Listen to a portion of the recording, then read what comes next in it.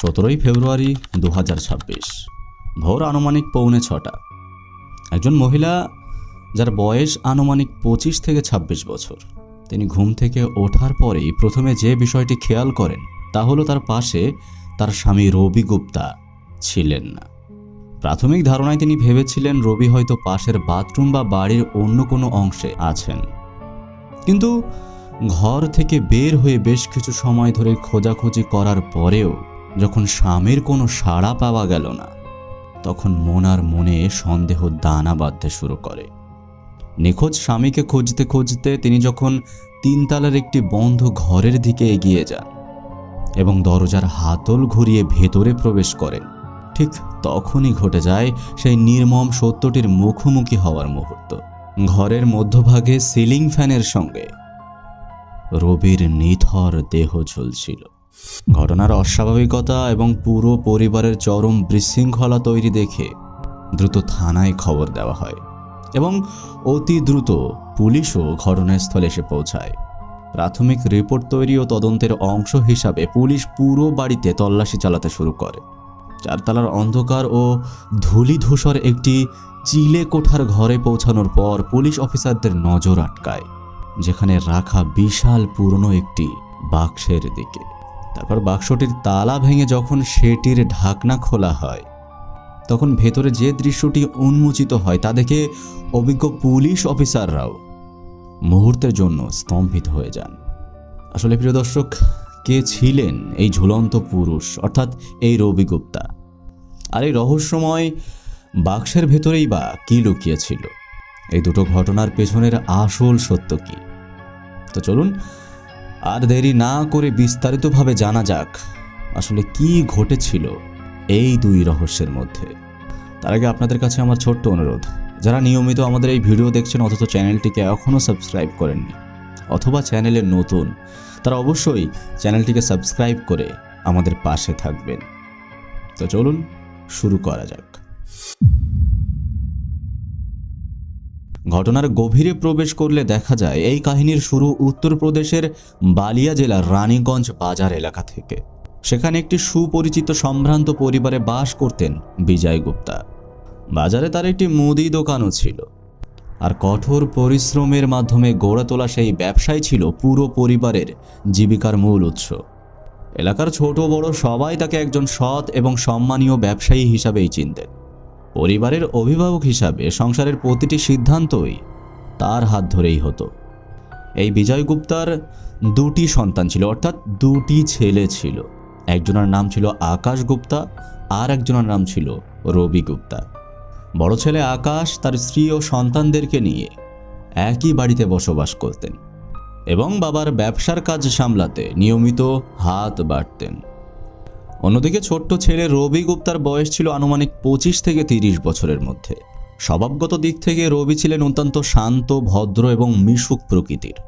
রানীগঞ্জ বাজারেও তিনি একজন পরিশ্রমী এবং সৎ তরুণ হিসাবেই পরিচিত ছিলেন।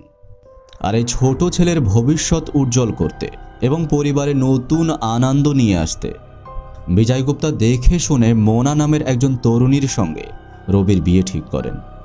আত্মীয় স্বজন ও প্রতিবেশীদের উপস্থিতিতে ধুমধাম করে তাদের বিয়েও সম্পন্ন হয়। পরিবারের সবাই মোনাকে অত্যন্ত আদরের সঙ্গে বরণ করে নেন। বিয়ের পর পুরো পরিবারের পরিবেশ বেশ আনন্দে মুখর হয়ে ওঠে, আর নতুন বিবাহিত দাম্পত্য রবি ও মোনার মধ্যেও গড়ে ওঠে এক গভীর মেলবন্ধন। কিন্তু শুধু বাবার দোকানে সময় দিয়ে রবি সন্তুষ্ট থাকতে পারছিলেন না। তার মনে ইচ্ছা ছিল নিজের শক্তিতে কিছু একটা করে দেখানোর এবং নিজে নিজে স্বাবলম্বী হওয়া, এবং নিজেই সেই স্বপ্নকে বাস্তবে রূপ দিতে বিয়ের কিছুদিন পর রবি রানীগঞ্জ বাজারে এক সুবিধাজনক স্থানে আকাশ কমিউনিকেশন নামে একটি মোবাইলের দোকান খোলেন। সেখানে মোবাইল সেট বিক্রির পাশাপাশি সিম কার্ড এবং বিভিন্ন এক্সচেঞ্জের ব্যবসাও তিনি শুরু করেন।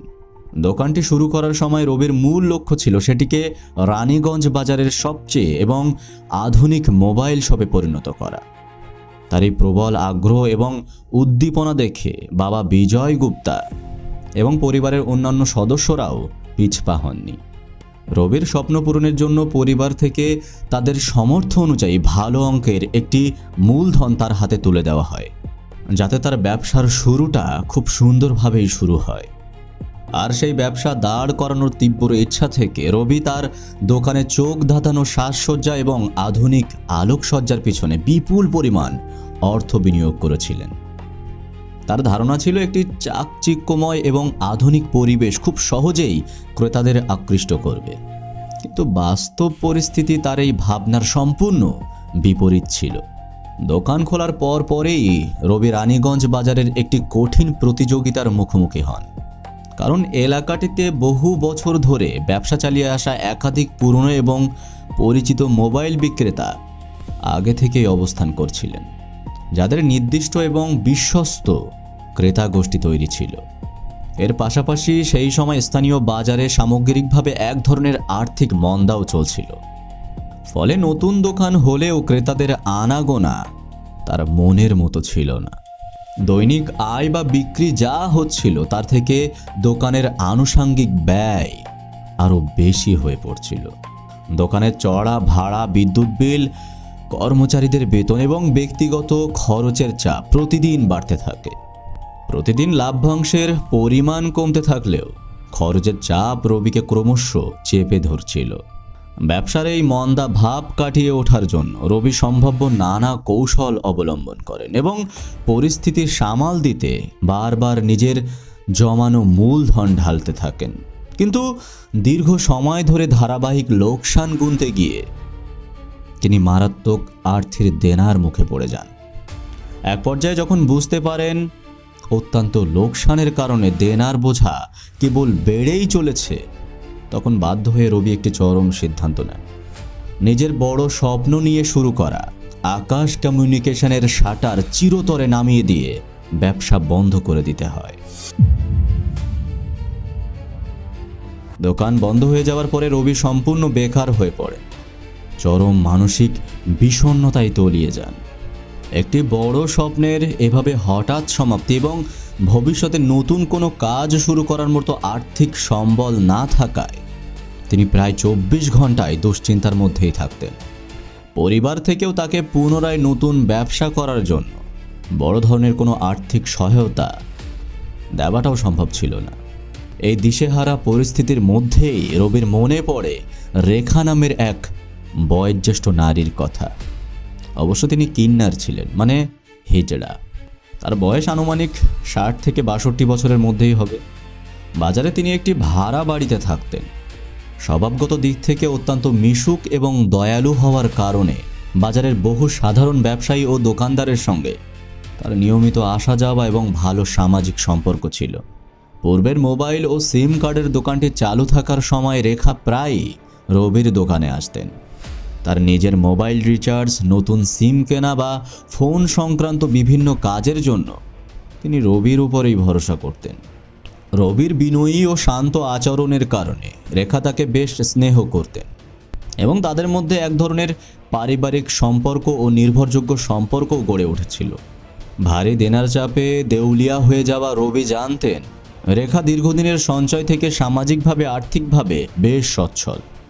এরপরে চরম বিপদে পড়ে অন্য কোনো উপায় না দেখে রবি একদিন সাহস করে রেখার কাছে যান এবং তিনি নিজের ভুল, ব্যবসায়িক ক্ষতি এবং বর্তমান অসহায়তার অবস্থার কথা রেখার সামনে বিস্তারিতভাবে তুলে ধরেন। নতুনভাবে ঘুরে দাঁড়ানোর জন্য আকুল আর্জি জানান। রেখা তখন রবির এই দুরবস্থা এবং আকুতি দেখে বেশ ব্যথিত হয়ে যান। তিনি রবিকে নিজের ছেলের মতো স্নেহের চোখে দেখতেন। ফলে একজন যুবকের ভেঙে পড়া ক্যারিয়ার পুনরায় দাঁড় করানোর উদ্দেশ্যে রেখা নিজের জমানো অর্থ থেকে কয়েক লাখ টাকা রবিকে সম্পূর্ণ বিশ্বাস করে ধার হিসাবে প্রদান করেন। কোনো আনুষ্ঠানিক দলিলের জটিলতায় না গিয়ে কেবল মানবিক খাতিরে ও ভালোবাসার টানেই তিনি এই বিশাল অঙ্কের অর্থ রবির হাতে তুলে দিয়েছিলেন। রেখার কাছ থেকে বিপুল পরিমাণ অর্থ ঋণ হিসাবে পাওয়ার পর রবির মনে পুনরায় আত্মবিশ্বাস ফিরে আসে। তিনি অতীতের ব্যর্থতা মুছে ফেলে এক নতুন ভবিষ্যতের স্বপ্ন নিয়ে বিভোর হয়ে ওঠেন। রানীগঞ্জ বাজারে তার যে দোকানটি আগে বন্ধ হয়ে গিয়েছিল সেখান থেকে মোবাইলের সমস্ত আনুষঙ্গিক মালামাল তিনি সম্পূর্ণভাবে সরিয়ে ফেলেন এবং সেই স্থানে রবি ডেয়ারি বা দুগ্ধজাত পণ্যের একটি নতুন ব্যবসা শুরু করেন।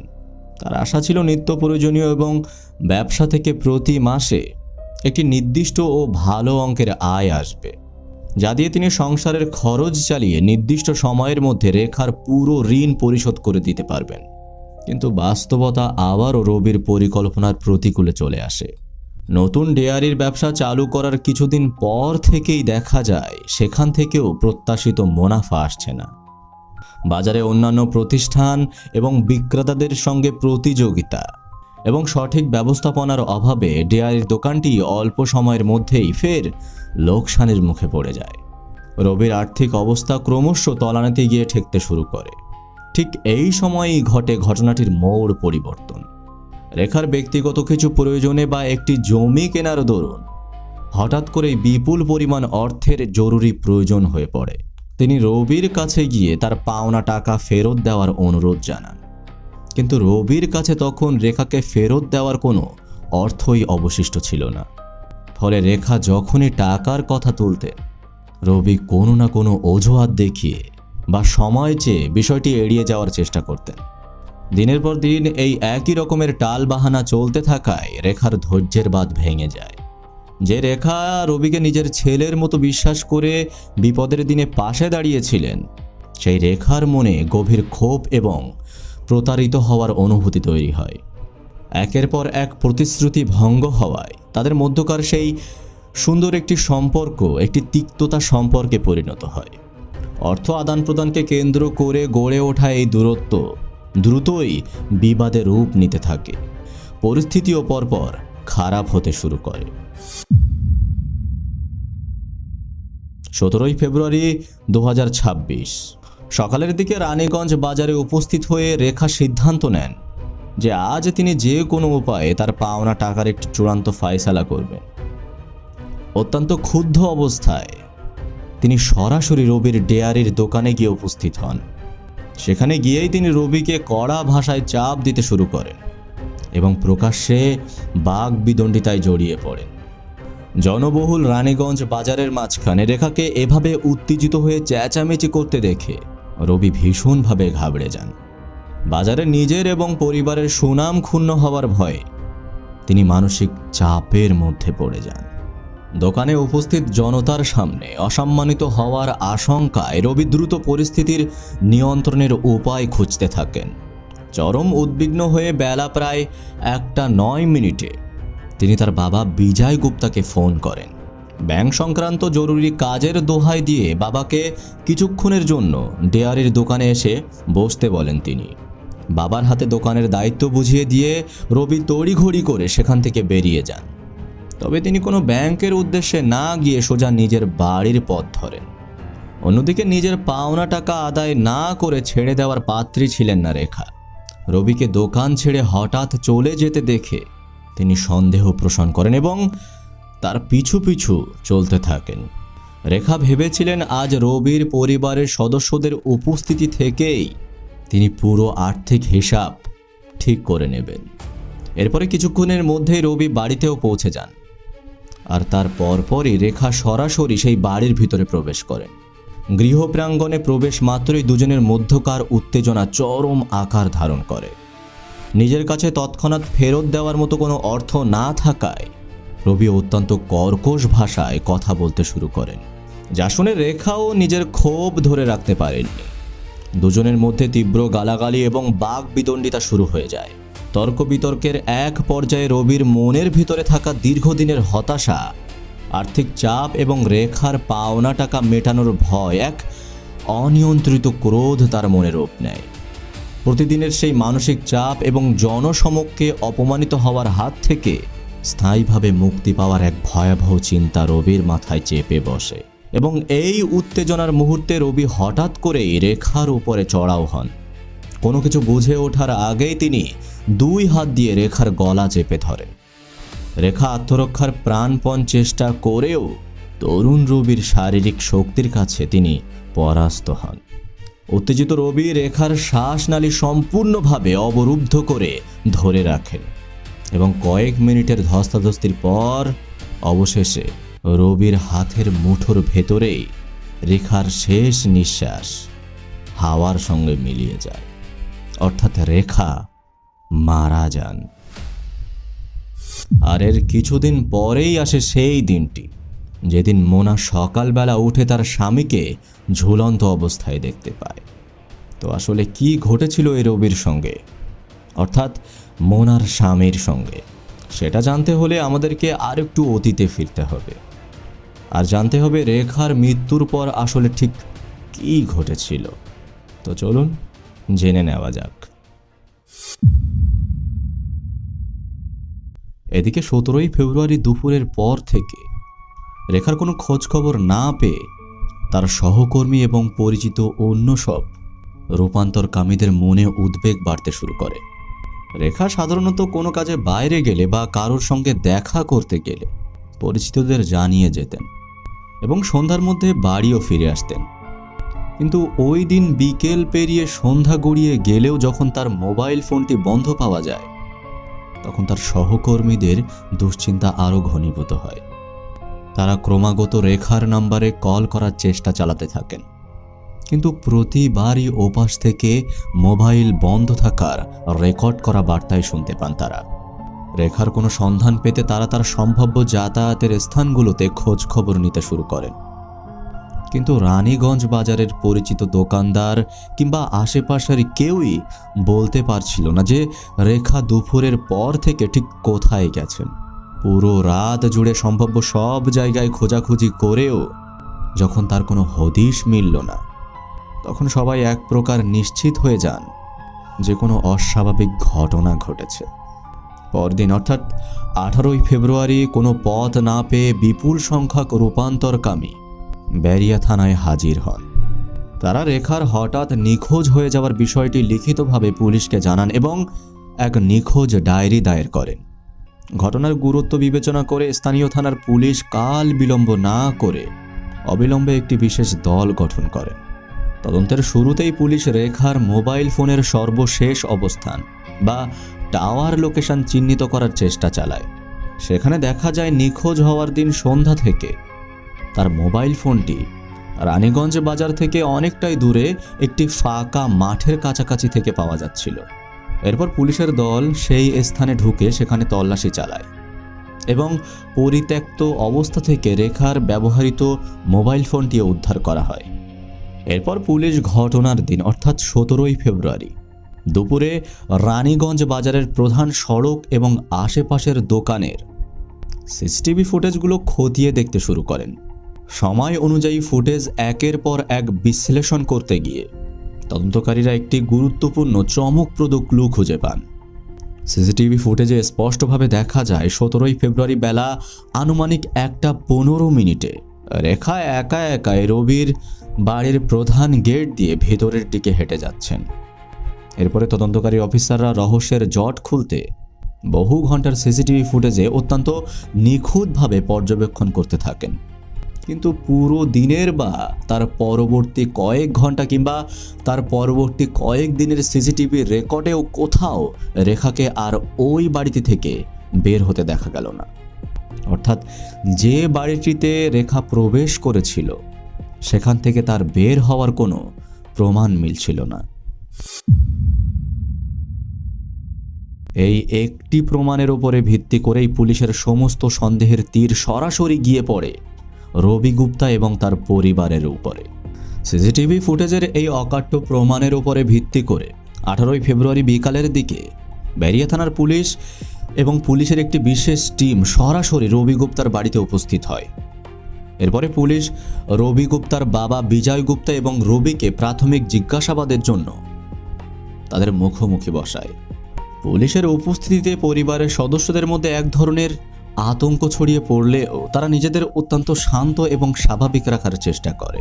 তদন্তকারী অফিসাররা যখন রেখার সেখান থেকে আসা এবং দীর্ঘ সময় ধরে বের না হওয়ার বিষয়ে জানতে চান, তখন বিজয় গুপ্তা এবং রবি গুপ্তা তা পুরোপুরিভাবে অস্বীকার করেন।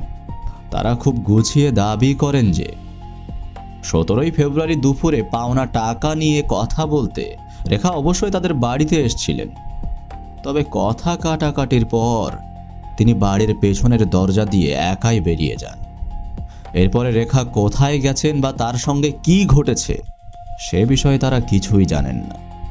পরিবারের এই বয়ানে পুলিশের অসঙ্গতি মনে হলেও সেই মুহূর্তে ঘরে বিস্তৃত তল্লাশি চালানোর উপযুক্ত সুযোগ না থাকায় তদন্তকারীরা রবিকে কড়া ভাষায় সতর্ক করে। পুলিশ তাদেরকে স্পষ্টভাবে জানিয়ে দেয় পরের দিন অর্থাৎ 19 ফেব্রুয়ারি সকালে রবিকে থানায় নিয়ে তদন্তকারী অফিসারদের সামনে উপস্থিত হতে হবে এবং বিস্তারিত প্রশ্নের জবাব দিতে হবে। এবং এরপরে পুলিশের দল চলে যাওয়ার পরপরই রবির ভিতরে তীব্র মানসিক চাপ তৈরি হতে শুরু করে। তিনি অনুভব করেন পুলিশের তীক্ষ্ণ নজর থেকে নিজেকে বাঁচানো মনে হয় আর সম্ভব নয়। পরদিন সকালে থানায় যাওয়া মানেই চূড়ান্ত জিজ্ঞাসাবাদ এবং অপরাধের সমস্ত সত্যতা বাইরে চলে আসার ভয়।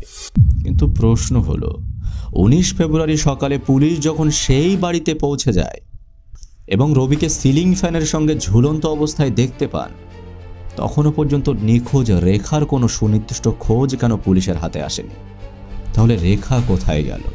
চলুন দেখে নেওয়া যাক আসলে রেখার সঙ্গে ঠিক কি হয়েছিল। 19 ফেব্রুয়ারি সকালে ঘরের সিলিং ফ্যান থেকে রবির ঝুলে থাকা দেহটি নামিয়ে প্রাথমিক রিপোর্ট তৈরি করে ময়নাতদন্তের জন্য হাসপাতালে পাঠিয়ে দেয় পুলিশ।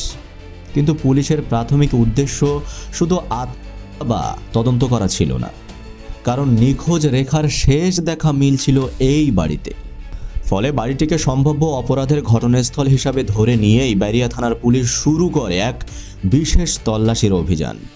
শুরুতে প্রথম, দ্বিতীয় এবং তৃতীয় তলার প্রতিটি ঘর, আলমারি এবং স্টোর রুম ভালোভাবে তল্লাশি করা হয়, কিন্তু সেখানে কোনো সন্দেহজনক প্রমাণ তাদের কাছে মেলে না।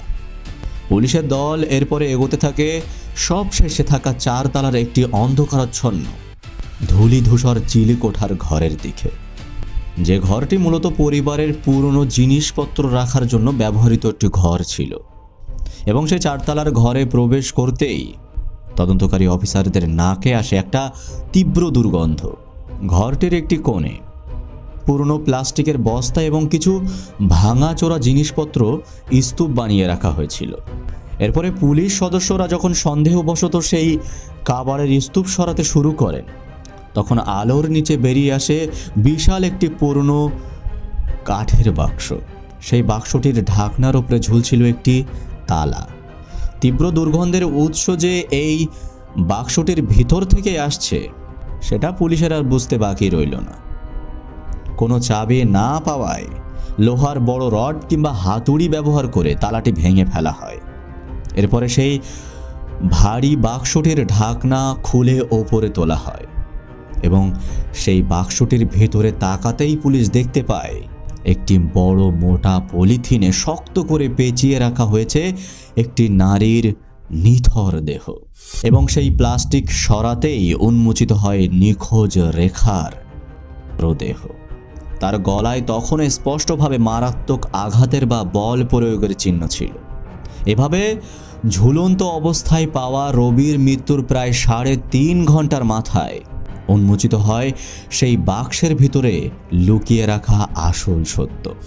রেখার নিথর দেহ উদ্ধারের পরপরই বালিয়া জেলার ব্যারিয়া থানার পুলিশ ঘটনার মোড় ঘোরাতে আর বিন্দুমাত্র সময় নষ্ট করেননি। পুলিশের তদন্তকারী দল ঘটনাস্থল থেকে বিভিন্ন প্রমাণ সংগ্রহ করে, যার জন্য ফরেনসিক টিম এবং ফিঙ্গারপ্রিন্ট বিশেষজ্ঞদের ডেকে পাঠানো হয়। এরপরে কিছু প্রমাণ সংগ্রহ করার পর পুলিশ হেফাজতে নিয়ে যাওয়া হয় মৃত রবির স্ত্রী মোনা, বাবা বিজয় গুপ্তা এবং একই বাড়িতে বসবাসকারী তার কাকি রীতা দেবীকে, এবং থানায় এনে তাদেরকে আলাদা আলাদা ঘরে বসিয়ে নিবিড় এবং কড়া জিজ্ঞাসাবাদ শুরু করে পুলিশ। সিসিটিভি ফুটেজের সময়ক্রম এবং 4 তলার সেই বাক্সের ভিতরে পাওয়া সেই দেহের বিষয়ে পুলিশ একের পর এক প্রশ্ন তার সামনে তুলে ধরে, কিন্তু পরিবারের সদস্যরা আর নিজেদেরকে ধরে রাখতে পারেননি।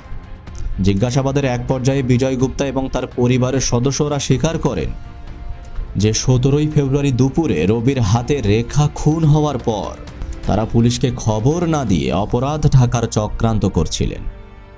রবির উপর থেকে পুলিশের নজর ঘোরাতে এবং ছেলেকে বাঁচানোর তাগিদে তারা পুরো পরিকল্পনাটি তৈরি করে। রেখার দেহটি বড় একটি প্লাস্টিকে মুড়ে চারতলার সেই ওপরের ঘরে একটি বাক্সর ভিতরে তারা লুকিয়ে রাখে। এখানে বিজয় গুপ্তা, মোনা এবং তার কাকি রীতা দেবী সরাসরি রবিকে সাহায্য করেছিলেন। স্বীকারোক্তির ভিত্তিতে পুলিশ বিজয় গুপ্তা, মোনা এবং রীতা দেবীকে একটি পরিকল্পিত হত্যাকাণ্ড লুকিয়ে রাখা এবং অপরাধীকে আড়াল করা এবং প্রমাণ ধ্বংসের গুরুতর অভিযোগে আনুষ্ঠানিকভাবে তাদেরকে গ্রেপ্তার করে এবং আইনি প্রক্রিয়া শেষে পুলিশ তাদেরকে আদালতে তোলে। বিচারক তাদের জামিন মঞ্জুর না করে জেল হাজতে পাঠানোর নির্দেশ দেন এবং বর্তমানে বিজয় গুপ্তা, তার স্ত্রী মোনা এবং রীতা দেবী তারা জেল হেফাজতেই রয়েছেন।